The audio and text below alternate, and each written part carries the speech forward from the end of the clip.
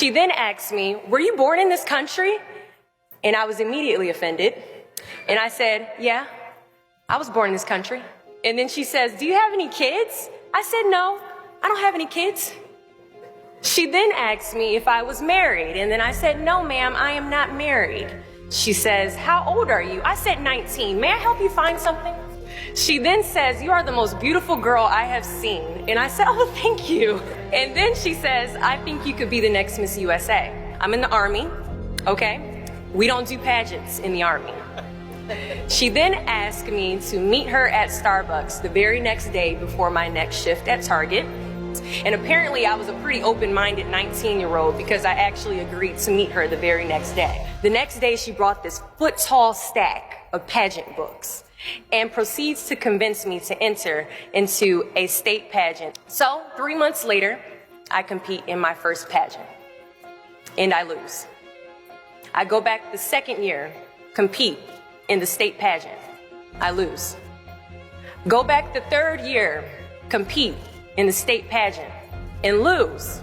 Go back the fourth year, compete in the same pageant and lose. I go back the fifth year, y'all. Compete in the state pageant and lose. But guess what? I go back the sixth year. Guess what happens? I lose. I called her on the phone and said, you told me I could be the next Miss USA. And she says, Deshauna, keep working, don't quit, keep going back. And in June of 2015, she passes away from leukemia.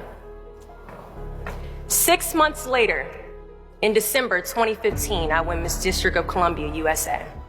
And 6 months after that, in June of 2016, I become the first soldier to win Miss USA. At times, our purpose drops in our laps as if the heavens threw it by accident.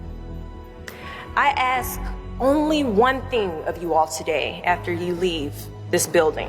Do not fear failure, but please be terrified of regret. Giving up is the birth of regret.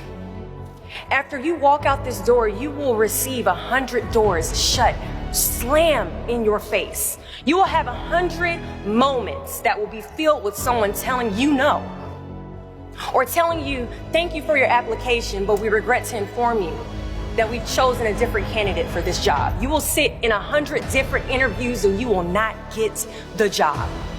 The reality of life is that we will all hear more no's than we hear yeses.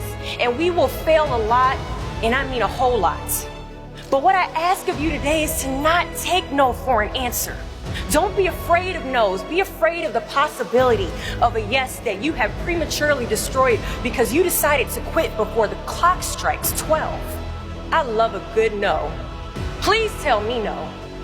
Telling me no is like adding fuel to a fire that is now set ablaze because of your single no. So today I challenge you to fight, to work, to not stop here, to believe so heavily in your aspirations that you too will not fear the word no, but instead you will choose to welcome it.